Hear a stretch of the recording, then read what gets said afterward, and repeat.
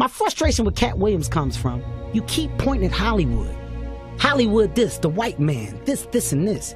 When do you take responsibility for your actions? In 15 years in Hollywood, no one in Hollywood has a memory of going to a sold-out Kevin Hart show, there being a line for him ever getting a standing ovation at any comedy club.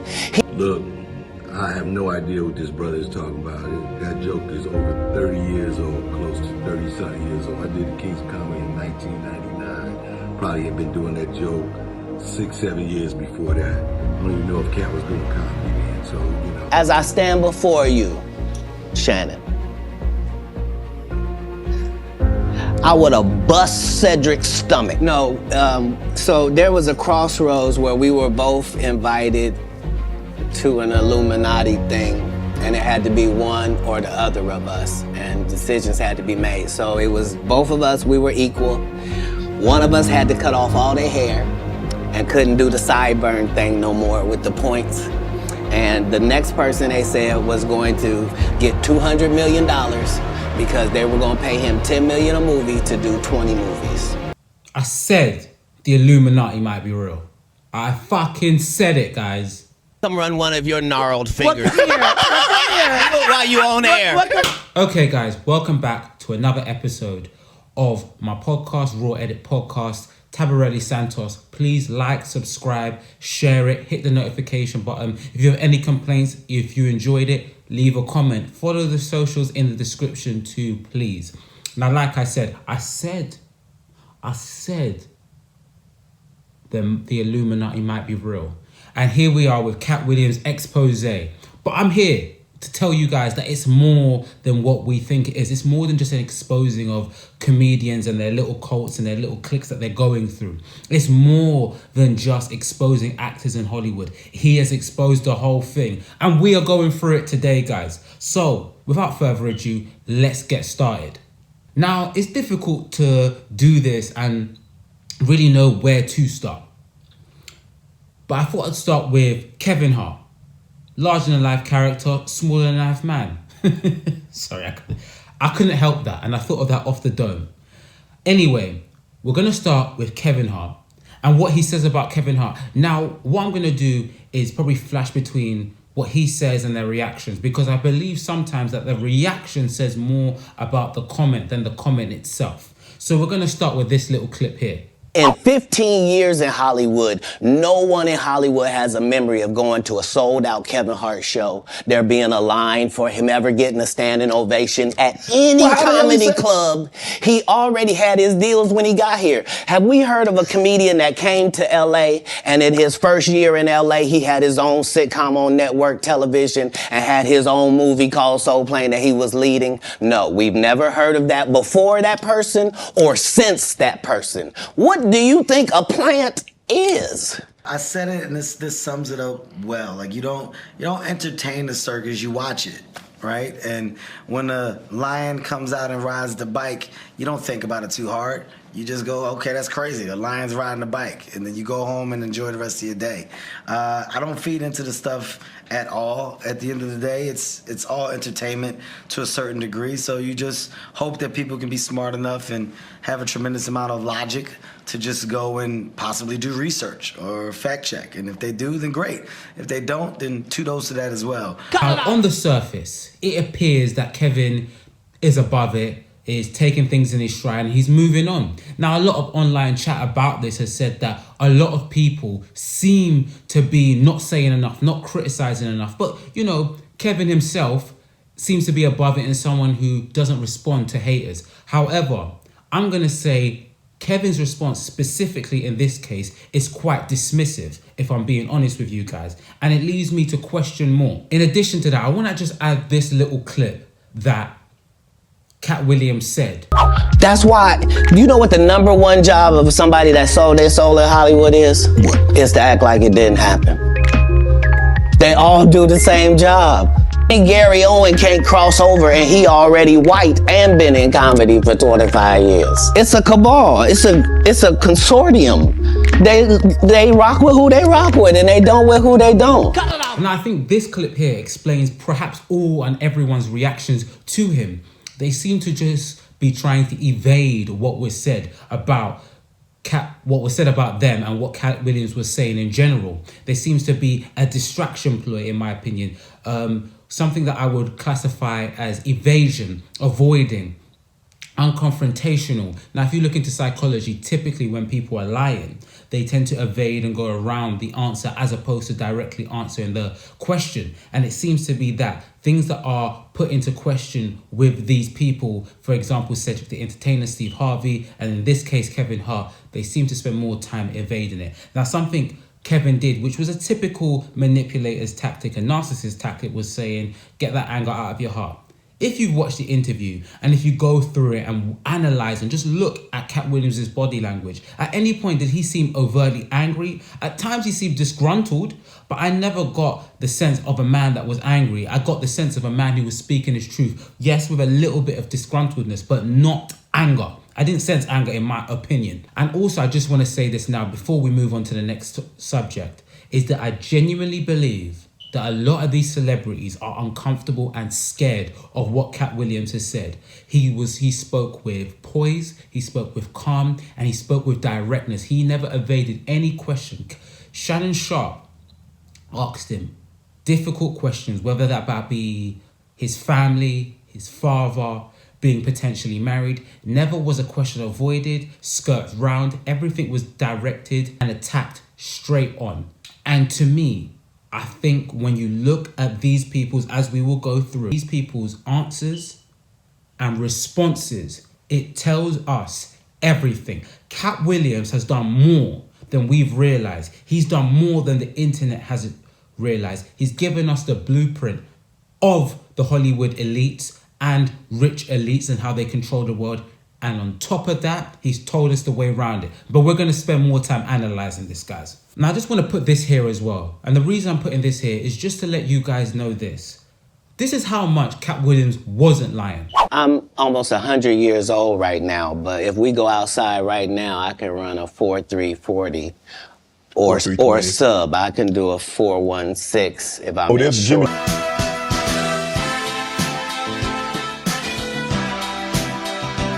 Now, Cat Williams, I'm a runner myself.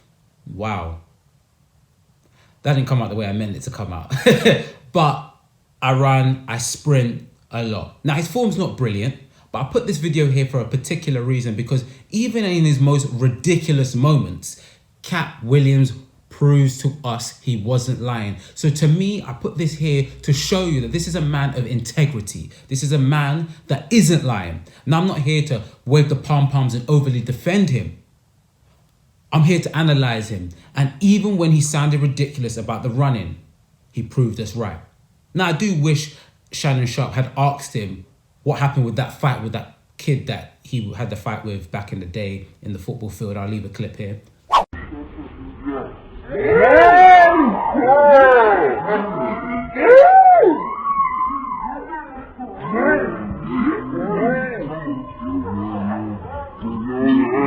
However, he isn't lying.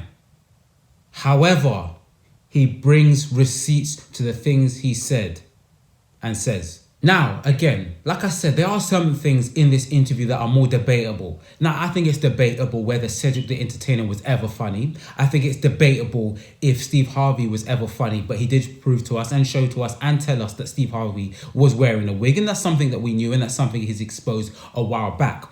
Now, I'm going to say this. It's up to you guys. Leave a comment if you think Cedric is funny, if you think Steve Harvey's funny. Leave a comment, we can debate it. I do think there are times Steve Harvey's been extremely funny. I think there's times Cedric the Entertainer's been funny.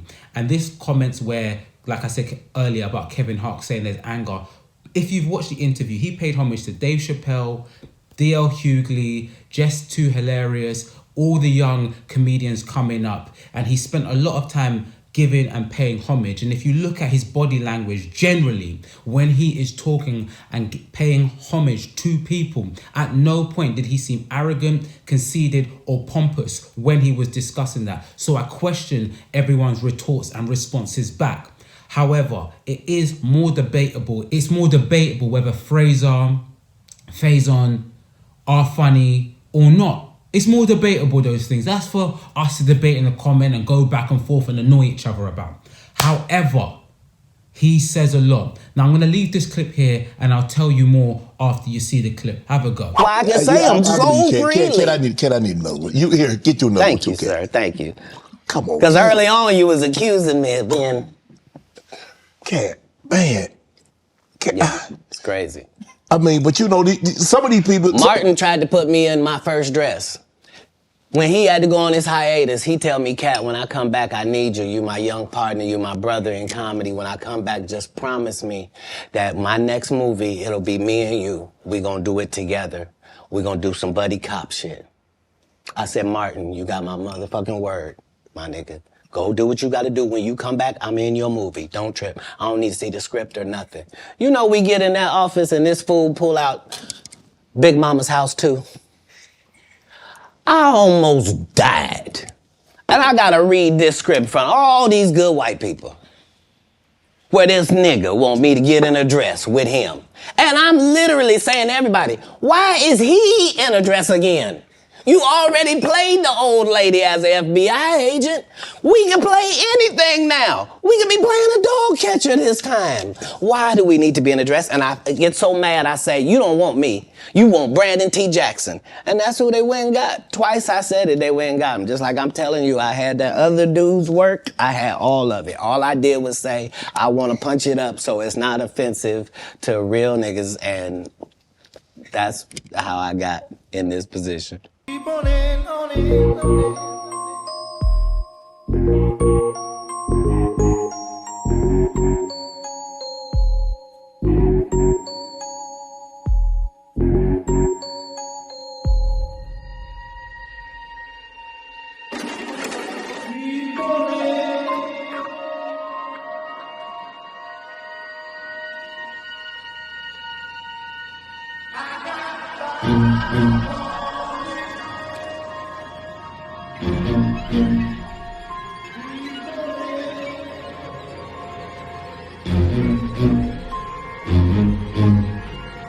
So much is exposed here. Now, for years, we've discussed online whether it's true or not true that the Illuminati or these secret societies use humiliation tactics, use humiliation as a way of indoctrinizing people into their cults. Also, he says it himself.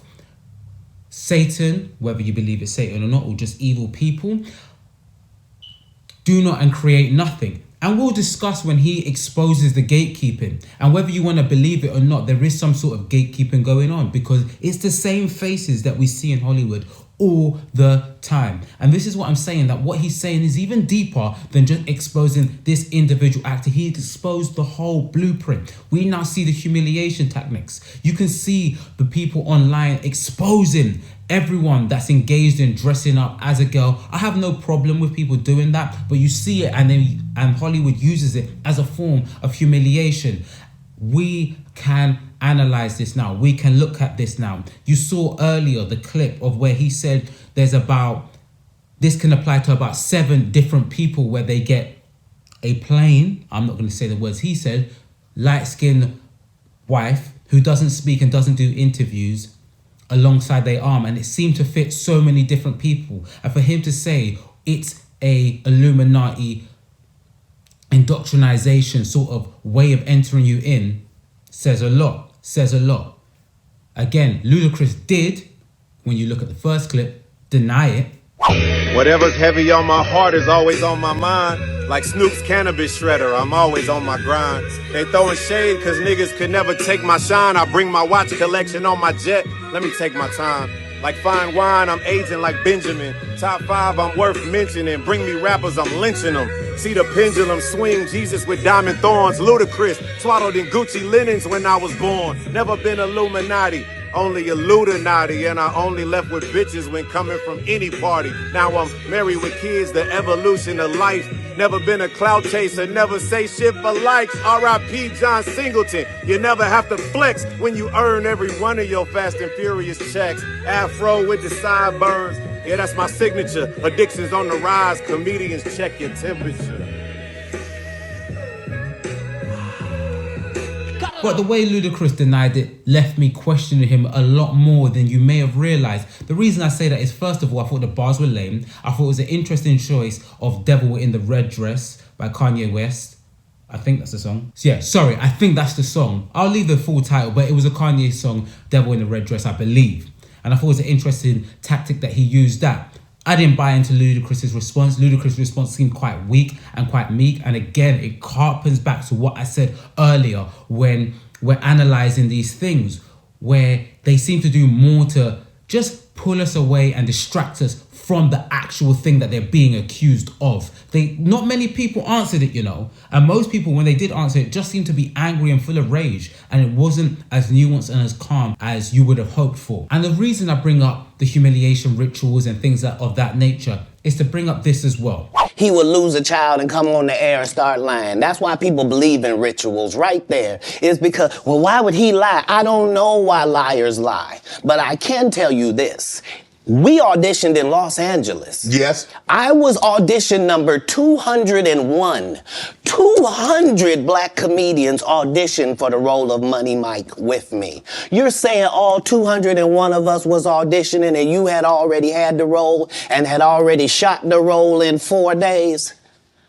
The truth of the matter is, the Money Mike in the original script got raped in the bathroom, and that's what Ricky Smiley was okay with.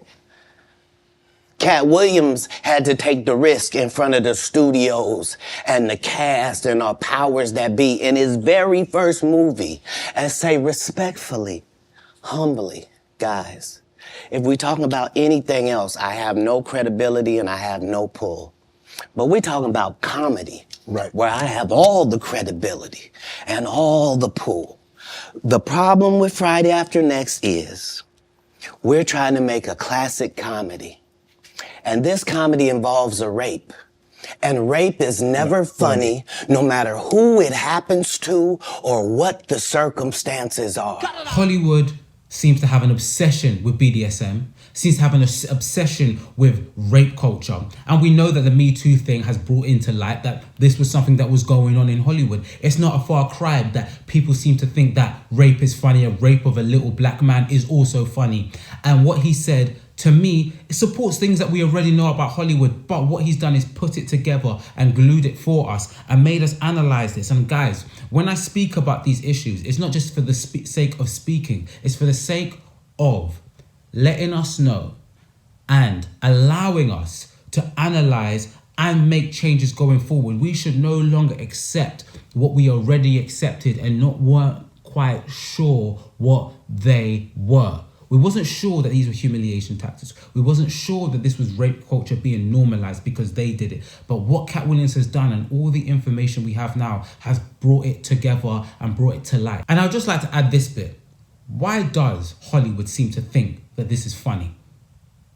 Why does Hollywood seem to think rape, molestation is a joke unless they themselves use it and think of it as a joke?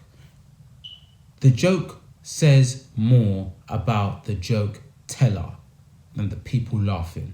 I'll leave you with that. Again, guys, I want to say this and make it very clear. He's been accused many times, Cat Williams that is, of being on drugs, of being a drug addict. Now, when you look at the video and watch the video and play it back a few times to yourselves, does he look like a drug addict? Does he behave like a drug addict? I don't think so. He directly answers the questions about him and drugs. And even his answer about drugs is detailed. He evades nothing. He skirts nothing. He's so calm and composed throughout the interview, especially in those particular difficult questions. Again, analyze, look at his body language. At no point do you see someone looking away in fear, looking down, overly staring at his eyes, wiping his brows as if he is lying, which is an indication of lying. At no point does he do anything like this. He's so direct, which makes me and should allow us as the audience to look at him and look at those deterrers and say, you have got something to hide. And like he said. And this is why when I walk in a room, heads go down. Behind my back, I'm nothing. I'm just a regular old comedian that's bitter and jealous. But in my face, No. When he speaks, heads go down. When he speaks, people get defensive.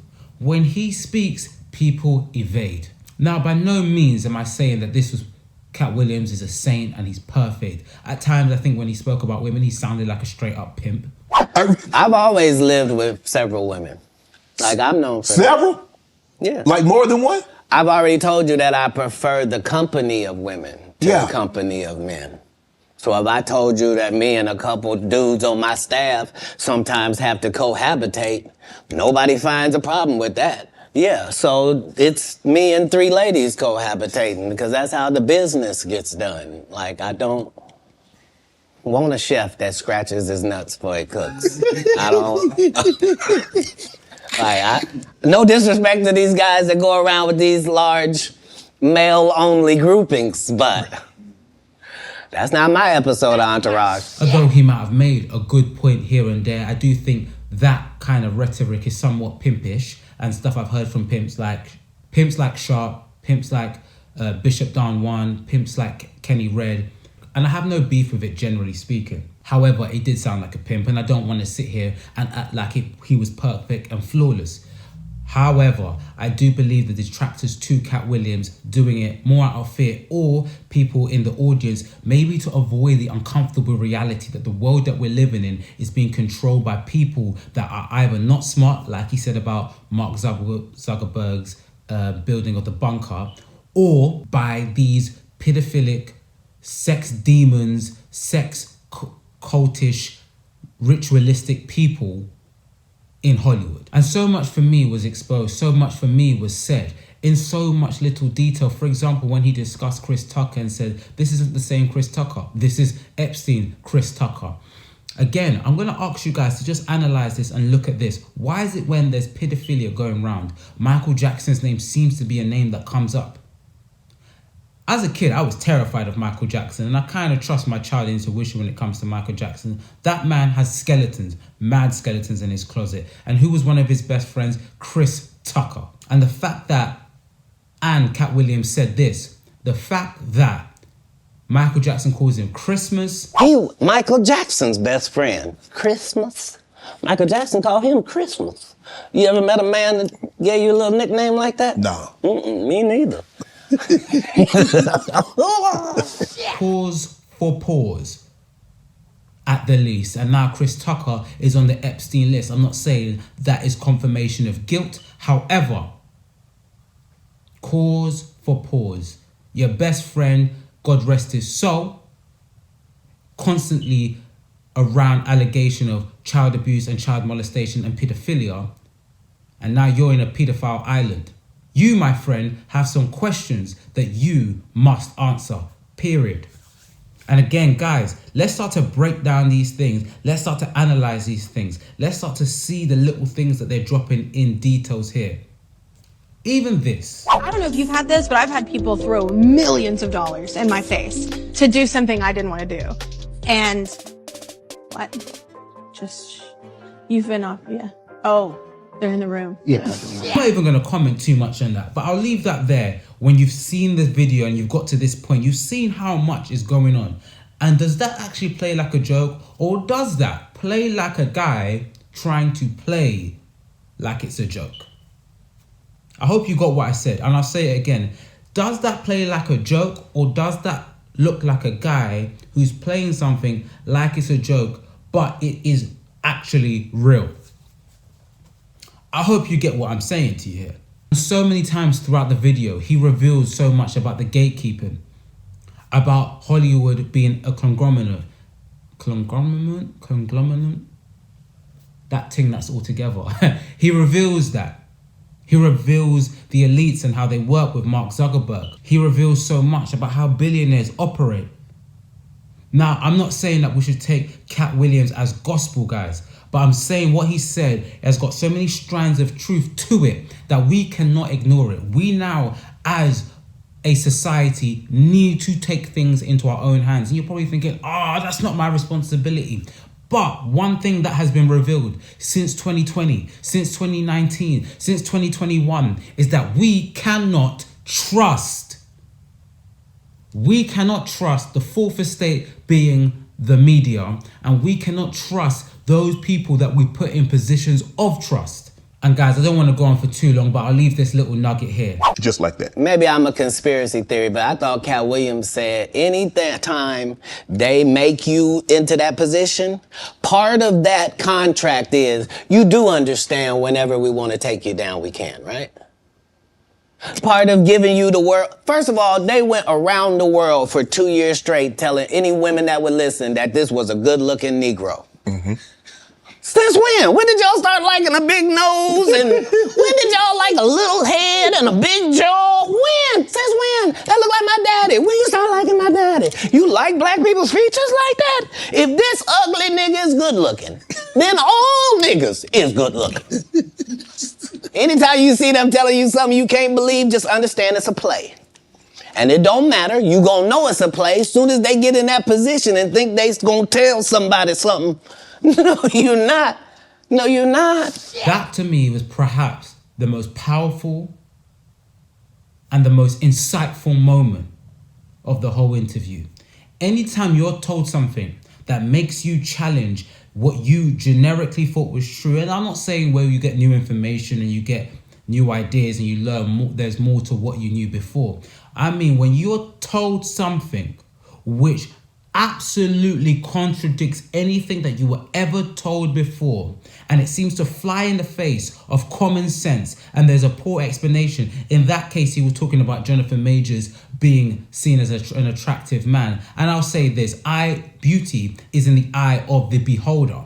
However, I think it's fair to say that Jonathan Majors is not let's put it like this, conventionally attractive man. And it being played like he was flying in the sense of common sense. However, what he said about things being told to you and being treated as if it was a fact is something that we need to take a little bit more seriously and not ignore that. And that's the nugget I want us to take away. That's the nugget I want us to walk away with and start to really pick apart all these things that we're being told is a fact, when deep down inside of us, we know it to be maybe and perhaps, in fact, bullshit. Now, guys, thank you for that. If you have any more nuggets that you think were there or I've missed out, please put in the comments. Please message me on my social media platforms. They're all in the description. Like, share, and subscribe. Share this with people if you really enjoyed it. I really appreciate that. Growing this channel is a lifelong mission for me. However, I want us to take what Cat Williams said and apply it to our lives. I feel like in life, many people, we get given so much great information, but we end up with information overload and do nothing with it. Let's try and take this information and integrate it into our everyday life and use it to construct and analyze and hold these people who are put on a pedestal to a higher standard. Like Cat Williams said, the devil, or however you want to take it, evil people, sinister people, create nothing. They manipulate people into giving them things. And when our eyes open and we see the truth, we can tear them down. It's not easy. That'd be me lying if I said it was easy. But there's a way around it. Guys, you know what I do here. I analyze stuff, I discuss it, I break it down, try to make it cool, try to make the edits cool for you. So if you like it, please share it, subscribe to it, hit the notification bell, and I love you all. I hope you have a great new year. This new year will be a season of fruitfulness, rejoicefulness, and grace. See you next week. Newport 100s, they will give you everything Wanda has on right now for $7.99, and it comes with a free car wash. Won't you come on down?